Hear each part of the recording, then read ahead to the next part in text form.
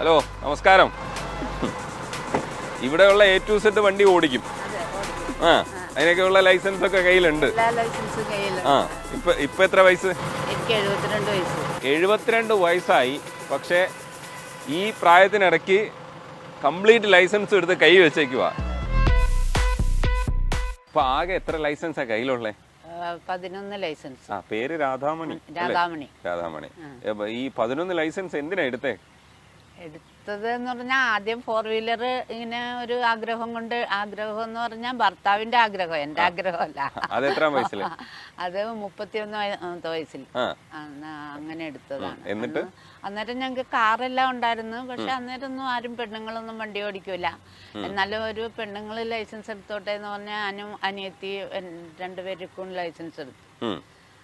അന്ന് ഈ driving school ഉള്ളതുകൊണ്ടാണ് ഹെവി ഡ്രൈവിംഗ് സ്കൂളാണ് ആദ്യം ഉള്ളത്. പിന്നീട് ഈ 11 ഏതൊക്കെ വണ്ടി ഓടിക്കാനാണ്?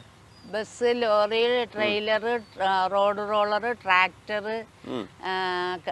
ഫോർക്ക് ലിഫ്റ്റ്, JCB, ക്രെയിൻ, അതായത് ഇവിടെ കിടക്കുന്ന എല്ലാ വണ്ടിയും ഓടിക്കാനുള്ള ലൈസൻസ്. ആദ്യം 4 വീലർ എടുത്ത് 81. അത് കഴിഞ്ഞ് ഒരു 3 വർഷം കഴിഞ്ഞിട്ട് ഹെവി എടുത്ത്. അന്നല്ല 3 വർഷം കഴിഞ്ഞാലേ ഹെവി കിട്ടുള്ളൂ. അപ്പൊ നമ്മൾ ഹെവി ഡ്രൈവിംഗ് സ്കൂളാണ് തുടങ്ങിയിരിക്കുന്നത്. അപ്പൊ ഹെവി ഡ്രൈവിംഗ് സ്കൂൾ എന്ന് പറഞ്ഞാൽ കേരളത്തിലെ ആദ്യത്തെ ഹെവി ഡ്രൈവിംഗ് സ്കൂൾ എന്റേതാണ്. എന്ന് പറഞ്ഞാൽ എന്റെ പേരിലാണ് ആ ലൈസൻസ്. നമ്മൾ കേസൊക്കെ കൊടുത്തിട്ടാണ് ഈ കേരളത്തിന് ഈ ഹെവി ഡ്രൈവിംഗ് സ്കൂൾ തുടങ്ങാനുള്ള സാങ്ഷൻ കിട്ടിയത്. നിയമ തടസ്സം അന്ന് ഹെവി ഡ്രൈവിംഗ് സ്കൂള് ഇല്ല. മംഗലാപുരത്ത് പോയിട്ടാണ് ഹെവി ലൈസൻസ് എല്ലാവരും എടുക്കുക. അപ്പൊ അതെന്തുകൊണ്ട് കേരളത്തിലായിക്കൂടെ? അന്നേരം നമുക്ക് ഐലൻഡൊക്കെ അടുത്തല്ലേ, ലോറി ഇഷ്ടം പോലെ ലോറി ഡ്രൈവറും ആൾക്ക് ആവശ്യമുള്ള. അപ്പൊ എന്റെ ഹസ്ബൻഡിന് അങ്ങനെ ഒരു നിയമ തടസ്സം ഹെവി ഡ്രൈവിംഗ് സ്കൂളിന് ആരും സാങ്ഷൻ ചോദിച്ചിട്ടില്ല, ആർക്കും കൊടുത്തിട്ടുമില്ല. പുതിയൊരു പ്രൊസീജിയർ.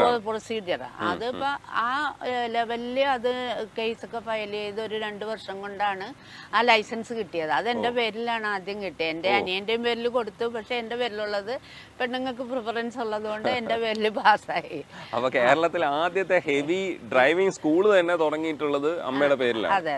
എന്നിട്ട് ഈ 11 ലൈസൻസിന്റെ കാര്യം പറയും. അത് പിന്നെ ലൈസൻസ് എടുത്ത് അത് കഴിഞ്ഞ് പിന്നെ 2014 ആയപ്പോ 2 വീലർ 3 വീലറൊക്കെ അതിന്റെ ഇടയിൽ എടുത്തു.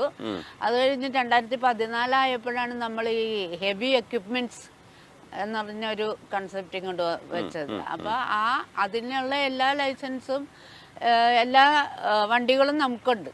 അപ്പൊ നമുക്ക് ആ എല്ലാ ലൈസൻസും എല്ലാം എടുക്കാം ഉള്ള ഒരു സാഹചര്യം ഉണ്ടായിരുന്നത് കൊണ്ട് അതങ്ങനെ എടുത്ത് ഹെവി എക്യുപ്മെന്റ് ഇൻസ്റ്റിറ്റ്യൂട്ടായിട്ടൊരു തുടങ്ങിയിട്ടുണ്ടല്ലോ.